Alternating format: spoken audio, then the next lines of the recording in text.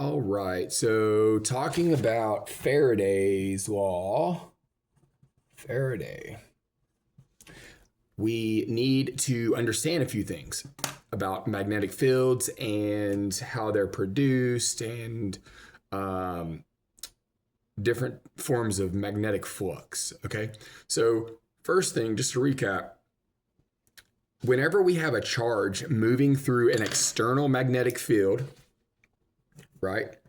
So this magnetic field is being produced from some outside source, and there's a test charge going through it. So using the three-finger rule, whenever we're talking about a force on a charge, this is the direction of the charge velocity. The middle finger is pointing into the page. That's the magnetic field direction. And then the thumb would be the force. So we got velocity that way, magnetic field that way, and then there would be a force on the charge moving that way. So that would cause the charge to kind of like go like that, right? Now, what is producing this magnetic field? So there's pretty much two ways that external magnetic fields are produced, and that's through charges moving through space. So if it's moving this way, if it's a positive charge moving this way, we're going to use the curl hand rule for produced magnetic fields. So if a charge is moving that way, it's going to be producing a curled magnetic field that comes from behind in front of it.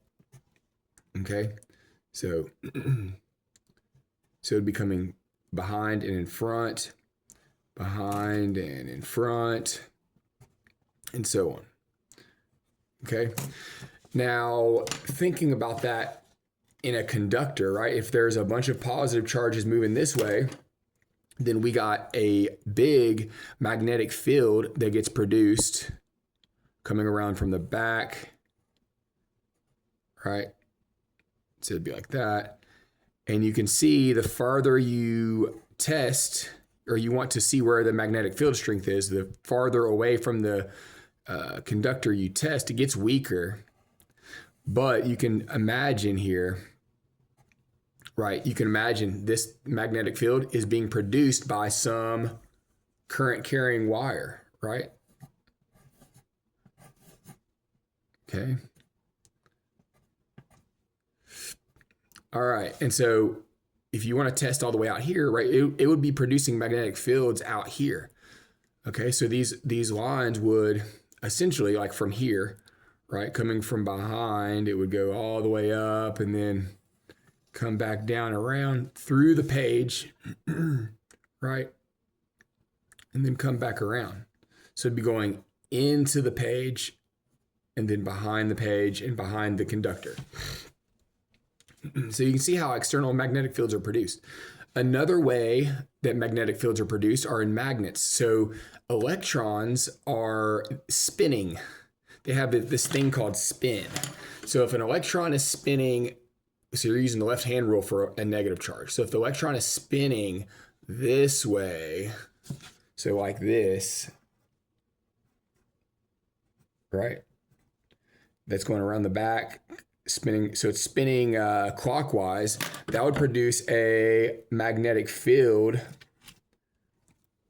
upwards, right? So the arrows would be going upwards. So there's some atoms like iron, nickel, and cobalt that have unpaired electrons that are all oriented in the same direction. So they add up, producing a net magnetic field. So permanent magnets have these unpaired electrons, whereas normal atoms, they have paired electrons. So something like this, right? And this one right here would be spinning counterclockwise. So if they're paired up, then what's going to happen, right? The magnetic field would be going the opposite way, and this field would cancel each other out. So most atoms don't have single electrons like this, but these right here, these elements do. Okay, so that's kind of just some fundamental things that we're talking about. Now, Now we need to talk about magnetic flux, right? So to talk about magnetic flux, we need to revisit electric flux first. So if you have a charged particle and you put a Gaussian surface around it, so a closed Gaussian surface. So that means it's like a 3D object, and the sheet that covers the 3D object is the closed surface, right? It's like a inside of an egg or something. So this positive charge emanates electric field lines going away from it, right? And so whenever you want to measure the electric field strength a distance away from that charge, you put a Gaussian surface there to strategically measure, okay? And so at this point, right, this would be, the area vector would be pointing in the same direction as the electric field vector. Okay, so electric flux is equal to the electric field times the area times cosine of theta. Now in a sphere, cosine of theta is always just 1. Okay, and then that equals the charge enclosed over epsilon sub naught. So whenever there's a closed Gaussian surface, it's equal to, the electric flux is equal to the electric field strength times the surface area of the object, the Gaussian surface area, right? Which is equal to the charge that's enclosed by the Gaussian surface divided by epsilon sub naught, okay? Now, looking at magnetic fields, right? If you have magnetic field lines coming into the magnet and leaving, or I'm sorry, if you have magnetic field lines coming into the Gaussian surface on this side and leaving this side, the flux in equals the flux out. And so what that looks like whenever there is a Gaussian surface dealing with magnetism, it's the magnetic flux equals magnetic field strength times area times cosine of theta, and it always equals 0 no matter what. So that is for a closed Gaussian surface for magnetism. So even if you have a magnet in here, right? Let's say you have a magnet in here. Okay, and this side is the North Pole, and this side is the South Pole. So we would say that there's 3 lines coming in and 3 lines going out, right? So no matter what, the flux in equals the flux out. So on this side, you can imagine the area vector here going in the same direction as the magnetic field vector, and then the area vector up here, right? You can see how it's a little curved. So it's coming straight off the sphere. And then down here, it's coming straight off the sphere. Now back here, the area vector is pointing the opposite way. It's pointing off of the sphere here, and then it's pointing up this way, and it's pointing this way. Okay. So over here, if you look at this side, you can see that the magnetic field times the area from this little area here times the cosine between the magnetic field vector and area vector is 0 degrees here. So this would become 1. This would just be B times A. So this would be positive BA. Now over here, it's the magnetic field and the area vector are 180 degrees. So BA times cosine of 180 degrees is negative BA. So cosine of 180 degrees is negative 1. So it'd be negative 1 BA. So if you add negative BA plus to positive BA, it equals 0. And you can see essentially that this side and this side cancel out. This arrow cancels out with this arrow cancels out with this arrow, and it cancels out all the way around. Okay, so no matter what you do for a magnetic field, anywhere that you put a Gaussian surface in a magnetic field, like say right here, right, the flux lines coming in to this, well, it's not really coming in there, but the flux lines coming in always equals the flux lines. So there's flux lines coming in here, always equals the flux lines going out, right?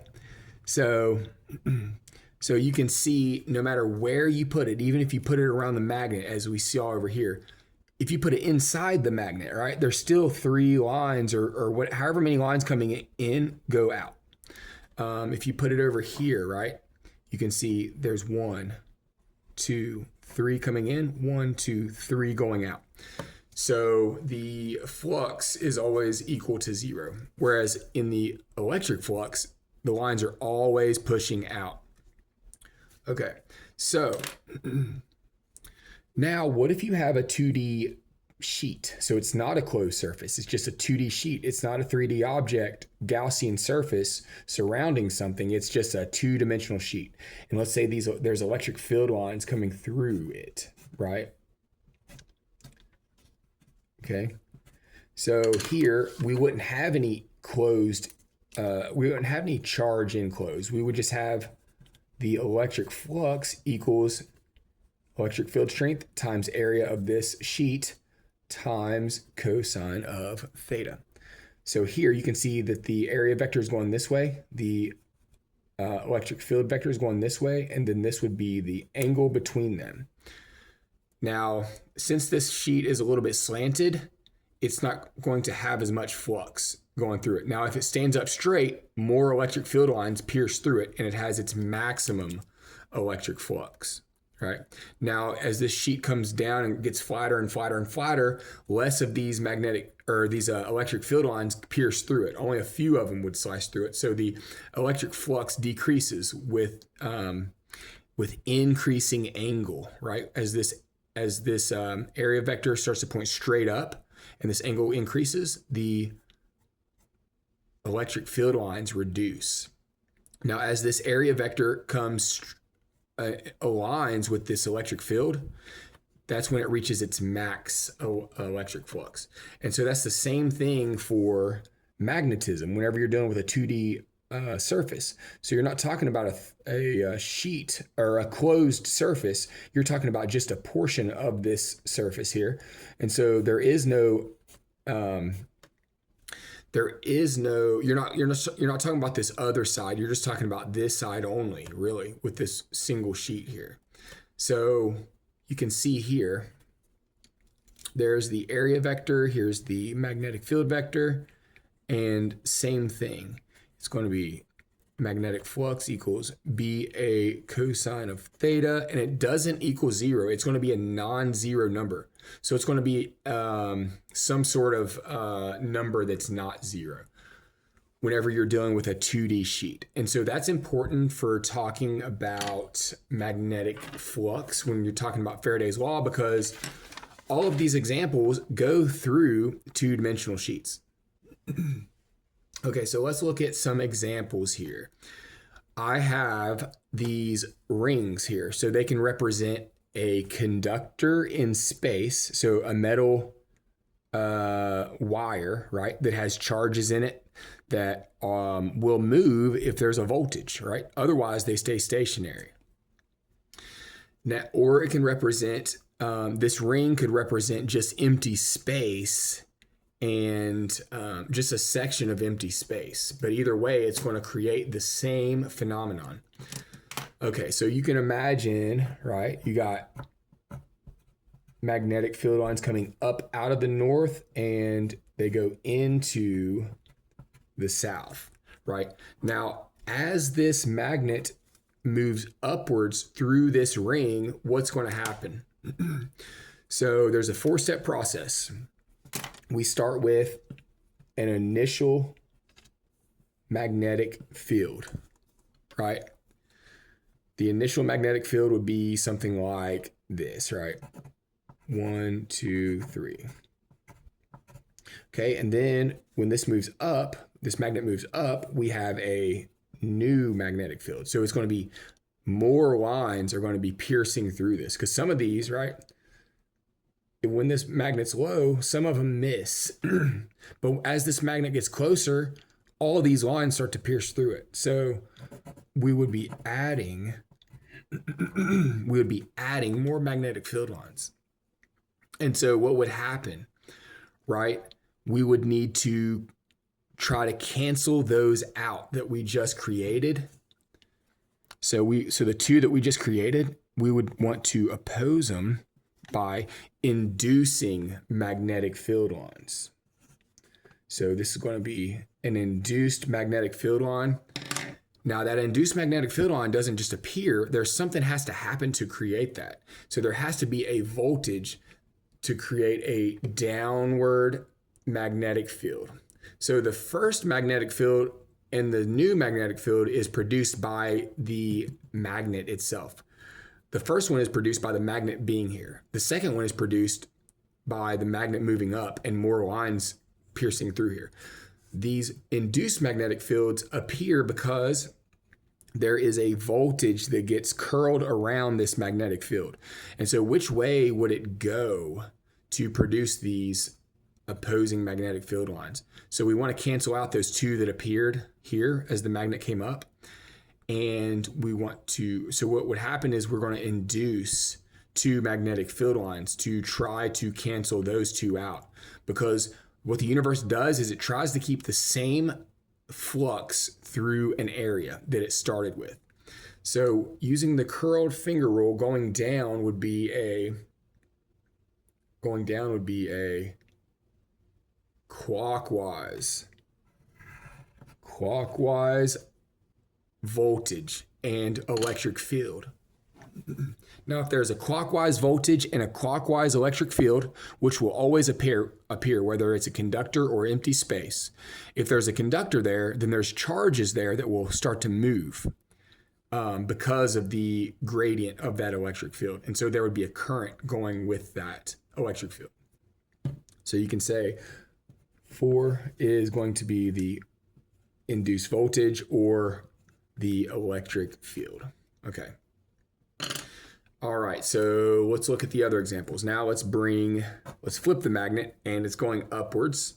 So remember, they're coming into the magnet, and these are going out of the magnet.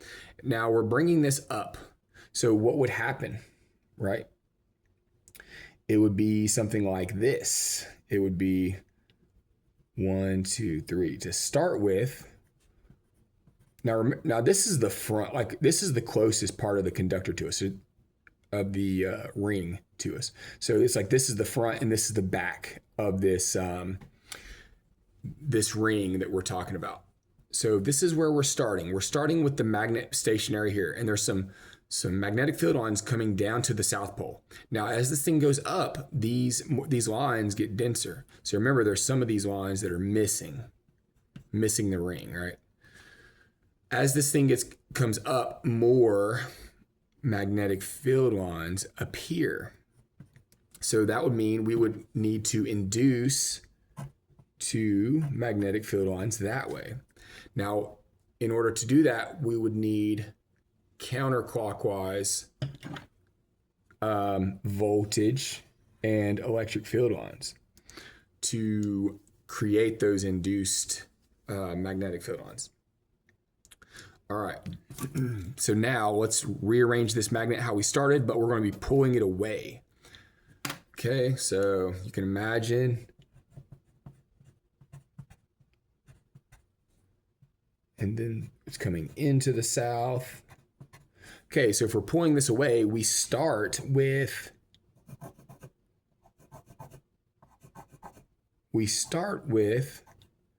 this, and then since we're pulling away, they get weaker. So then this is the new magnetic field lines. So we got weaker, so that means we need to induce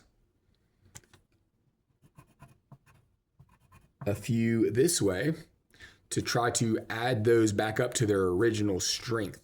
So that would mean what? Counterclockwise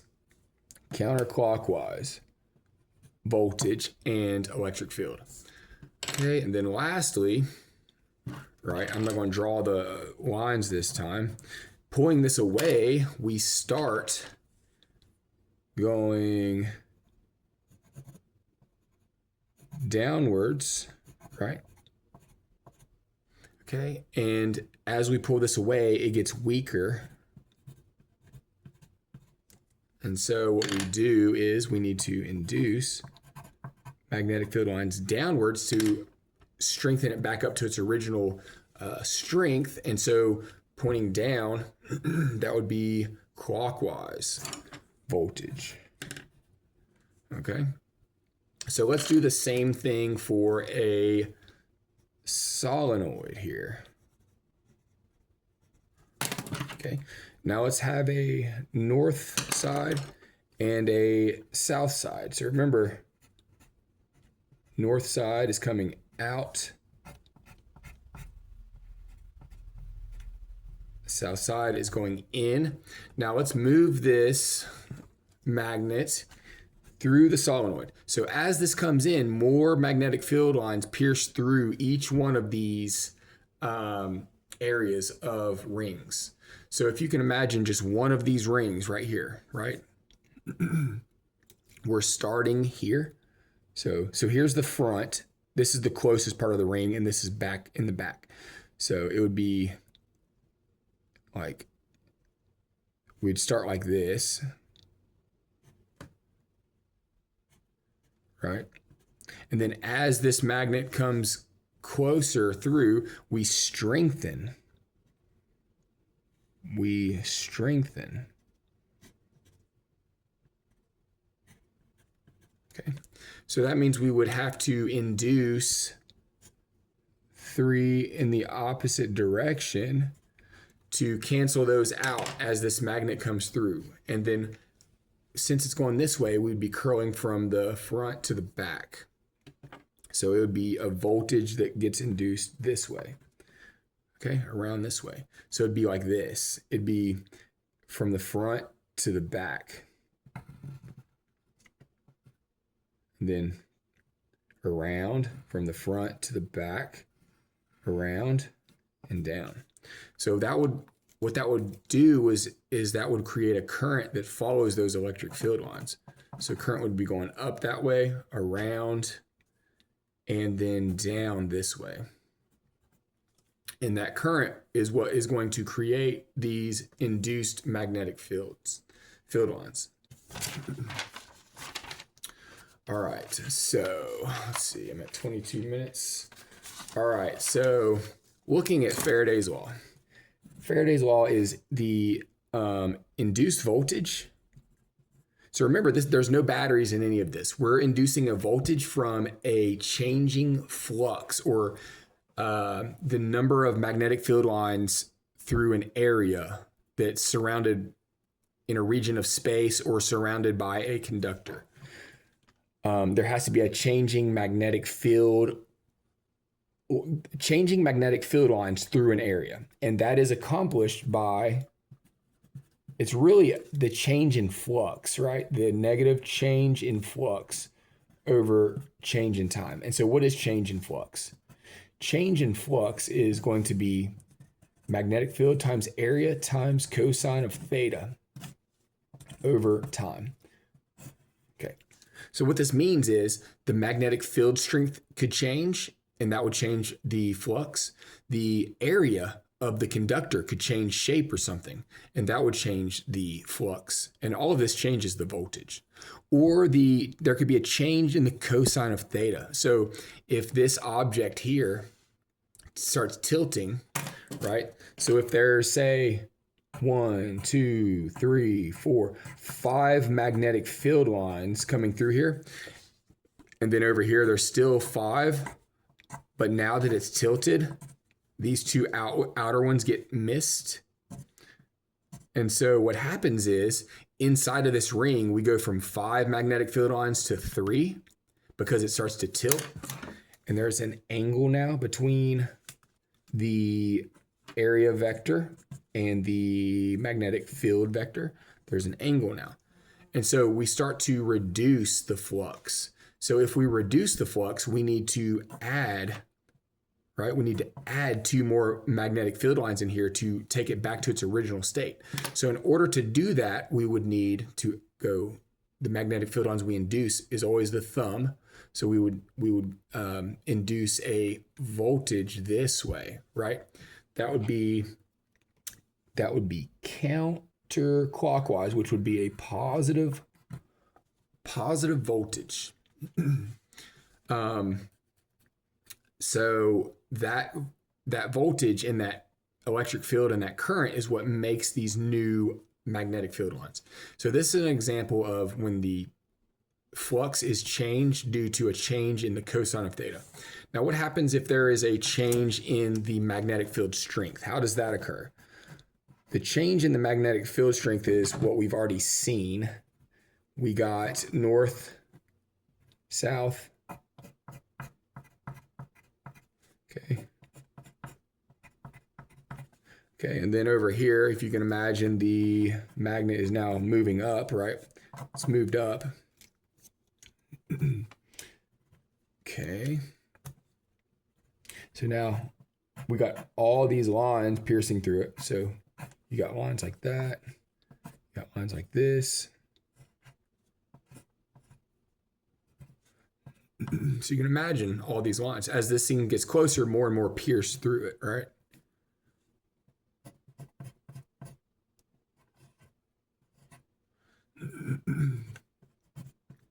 Okay.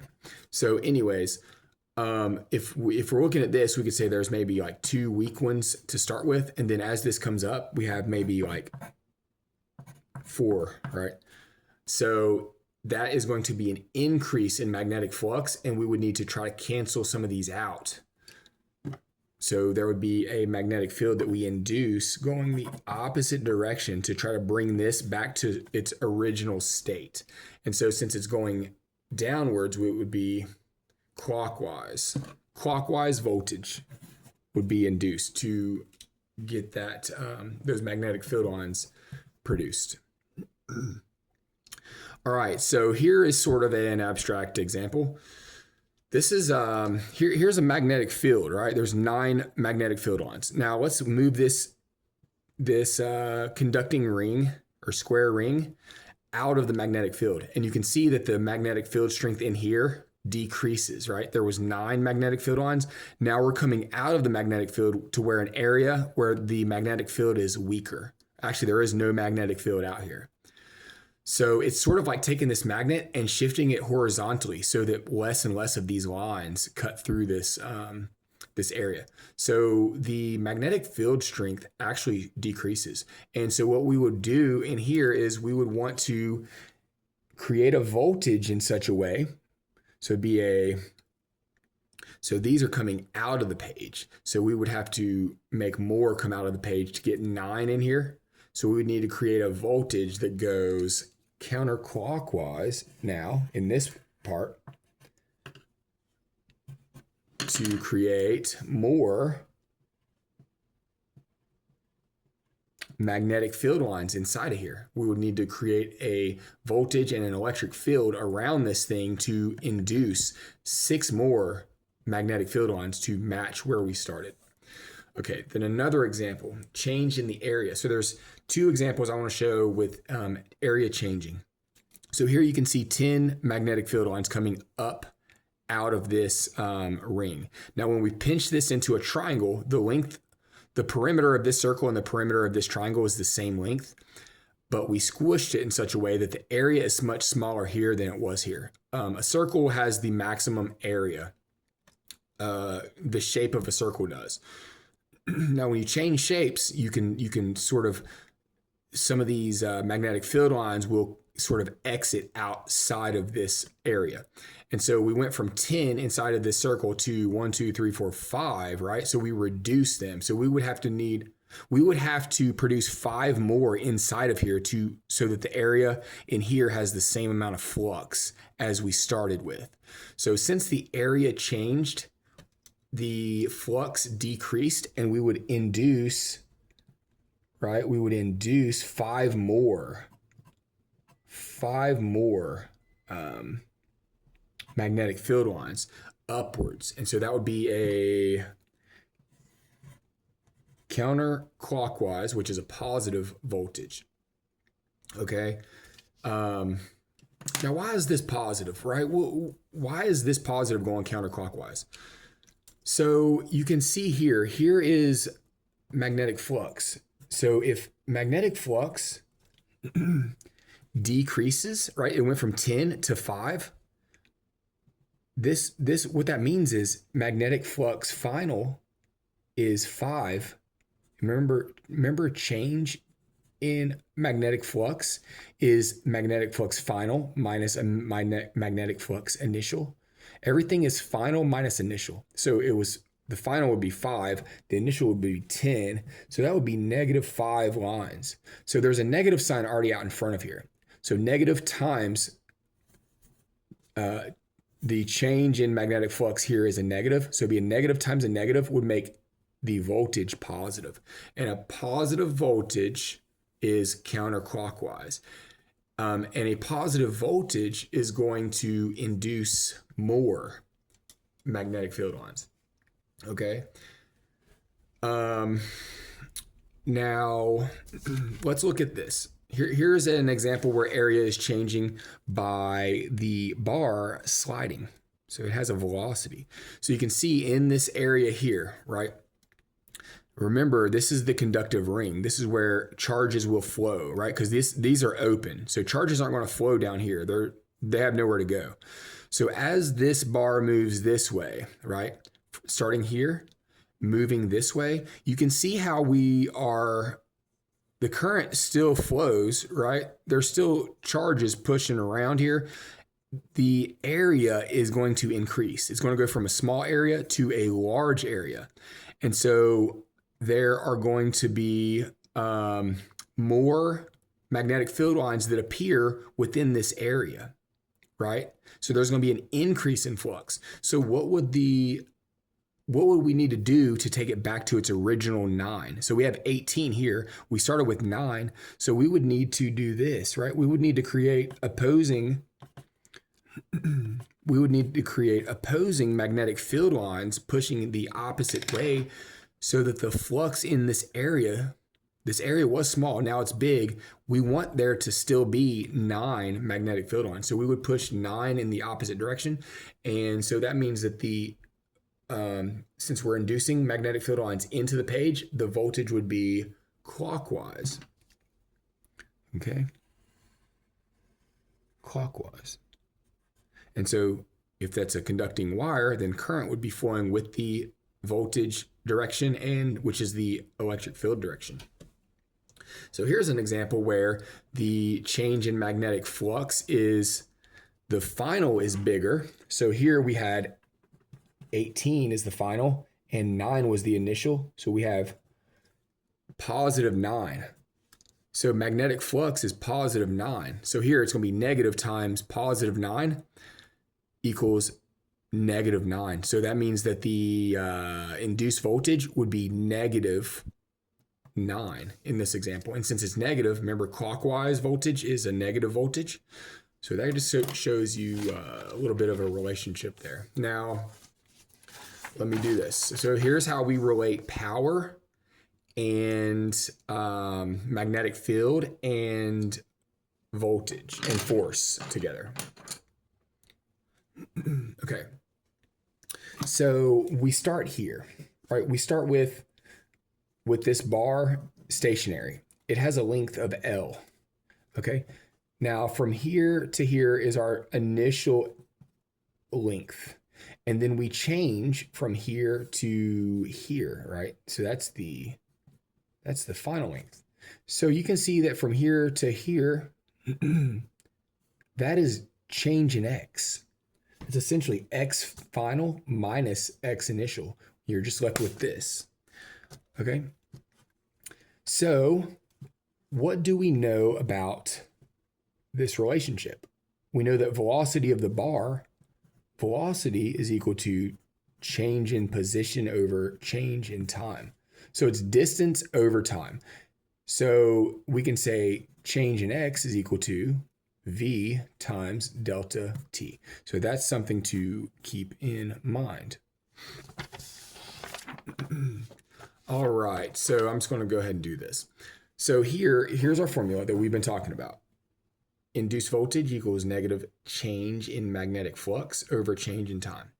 So what is magnetic flux? We said it's change in magnetic field times area times cosine of theta. Now in this example, there is no rotation of anything. So theta is 0 degrees and cosine of 0 degrees is equal to 1. So 1 times BA is just BA. Okay, so what's changing here? It's the area. We started with this area, and now we have all of this area. So the magnetic flux is going to be, the magnetic field strength stays the same. This magnetic field that's being externally produced doesn't change. The area changes. Okay, now what is area? The change in area is this new area, which is x, or delta x times L. So length times width. Okay, so we replace it. Flux equals B times delta x times L. Now, what was delta x we said up here? It's velocity times change in time.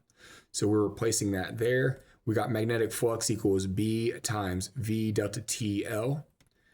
Okay, so we know this relationship. So this, we're going to plug into magnetic flux.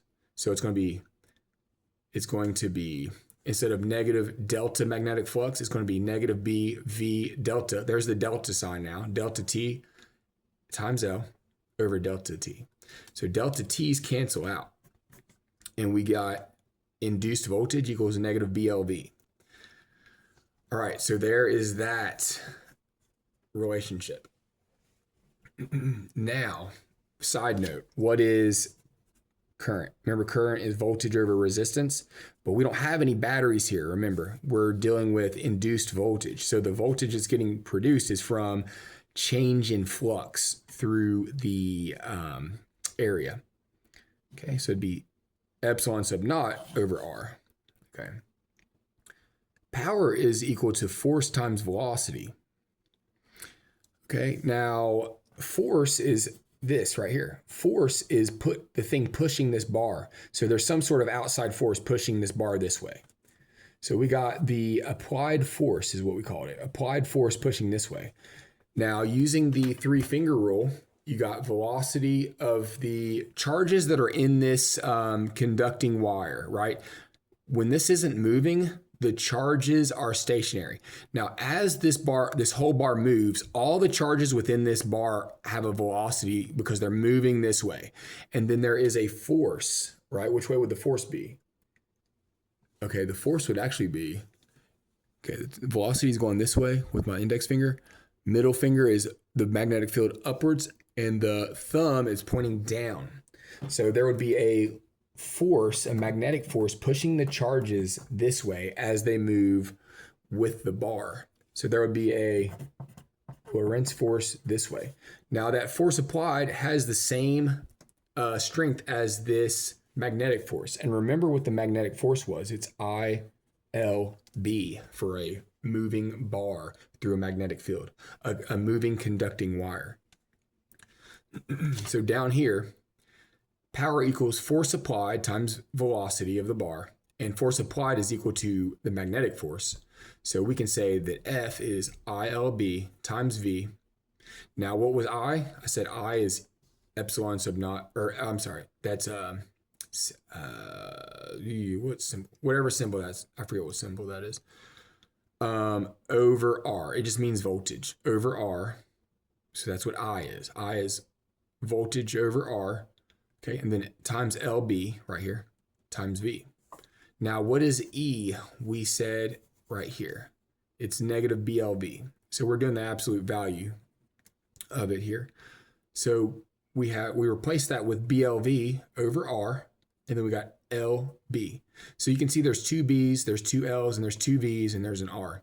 And you got power equals FV, which equals B squared L squared V squared over R. Okay, so you can relate this is power and this is power. And so you can say power equals power, and you can relate those two to relate force, velocity, magnetic field, length of the wire, and resistance of the wire. And you can solve for the unknown variable.